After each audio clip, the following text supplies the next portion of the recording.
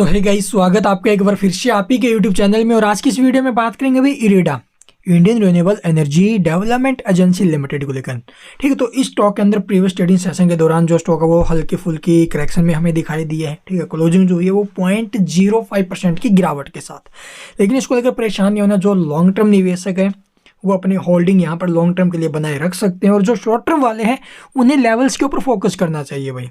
अभी टाइम क्या सपोर्ट है, सपोर्ट टूटे तो नीचे में क्या इसका जो अभी दूसरा सपोर्ट बन रहा है, या फिर ऊपर में रेजिस्टेंस टूटे जहाँ से एंट्री का हमारा जो अभी लेवल बन रहा है वो लेवल क्या है। तो इन सब के ऊपर आपका फोकस रहना चाहिए। जो शॉर्ट टर्म वाले हैं, स्विंग ट्रेड वाले हैं, या फिर आप लोग इंट्राडे वाले, उनके लिए बेस्ट है। ठीक है, और जो लॉन्ग टर्म के लिए स्टॉक में पैसा लगा रहे हैं वो देखो भाई ऊपर के भाव से जो इसका बाउंड वीक हाई है, जो कुछ भी हो, या फिर अपना जो स्टॉक ने हाई लगाया जहां से आपने खरीदा है उस भाव से अगर स्टॉक 15% कम से कम अगर 15% टूट जाता है तो उन्हें नीचे के भाव से एवरेज कर लेनी चाहिए, या फिर एक छोटी सी SIP जरूर करनी चाहिए भाई। तो ये सबसे बेस्ट तरीका है इन्वेस्टमेंट का। ठीक है, अगर आप लोगों को 2 लाख लगाने, 3 लाख जो भी है, एक स्टॉक में कभी अपना पैसा मत लगाया करो, कभी भी मत लगाया करो। अगर आपके पास 3 लाख है, 2 लाख है, 1 लाख है, और आपको जो ना अभी 1 लाख भी आपको जो कम से कम 5 से 6 शेयरों में इन्वेस्ट होने चाहिए। 6 शेयर तो कम से कम पकड़िए। ठीक है, 6 शेयर तो आपके पोर्टफोलियो में होने चाहिए, और उन्हीं के अंदर जो ना भी अपना पैसा इन्वेस्टमेंट कीजिए। ठीक है, एक स्टॉक के ऊपर कभी भी सारा पैसा कभी भी मुंह नहीं धोना चाहिए भी। आने वाले टाइम में पता नहीं क्या हो जाए क्या नहीं। अगर मान लीजिए आपने 6 शेयर पकड़ लिए और 6 में से 2 नहीं चले हैं, ठीक है, अच्छी फंडामेंटल एनालिसिस करके, अच्छा कंपनी के बारे में जान पड़ताल करके आपने पैसा लगाया है, तो आपके अगर मान लीजिए 6 में से 2 नहीं चले हैं, 4 तो चले हैं, अगर 3 नहीं चले, 3 तो चले हैं ना भाई। और चलने वाले ऐसे होंगे जो आपको बहुत हाई रिटर्न दे सकते हैं। एक बात समझना, देखो भाई, आप लोग मार्केट में पैसा लगा रहे हो तो आपका जो लॉस है ना वो लिमिटेड है। ठीक है, मार्केट में पैसा लगाओगे तो लॉस लिमिटेड है, लेकिन जो प्रॉफिट है वो अनलिमिटेड है। समझे?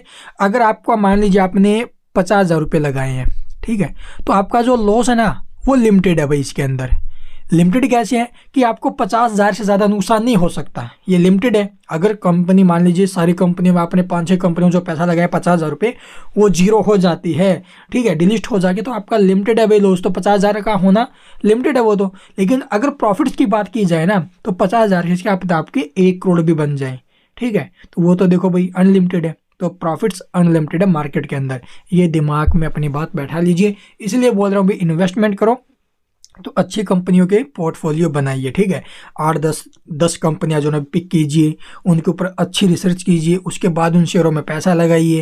ठीक है, कितना इन्वेस्टमेंट करना है किस कंपनी के अंदर वो सोच के चलिए। तो इस प्रकार से अपना पोर्टफोलियो बिल्ड कीजिए। ठीक है, तो आने वाले टाइम में ये स्टॉक बहुत अच्छा रिटर्न्स दे सकते हैं। अभी टाइम आप लोग देखो थोड़ा बहुत स्टॉक में फॉल है, ऊपर के भाव से टूटा भी, इसमें कोई दुराई नहीं, लेकिन रिटर्न्स भी काफ़ी शानदार दिए हैं। 60 के आसपास से मैंने आपको बोला था, जब स्टॉक 60 के ऊपर में था, 65 के आसपास कंसोलिडेट, 65-62 उसी के भाव में कंसोलिडेट करा था, तब बोला था 60 का नीचे में स्टॉप लॉस पकड़िए, और ऊपर में टारगेट इसके 70 से 80 के बताए थे, लेकिन वहां से तो स्टॉक बहुत ज़्यादा ऊपर गया भाई।